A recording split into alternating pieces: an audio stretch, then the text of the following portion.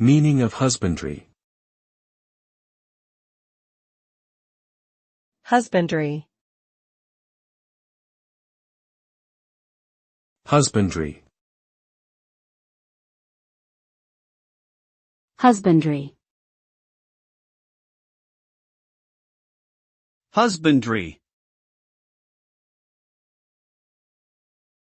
Husbandry refers to the agricultural practices associated with farming and animal breeding.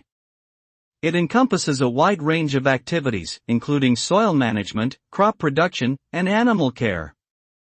The goal of husbandry is to optimize the use of natural resources while producing food, fiber, or other products in a sustainable manner. This involves implementing best practices for soil and water conservation, reducing environmental harm, and maintaining the health and well-being of animals.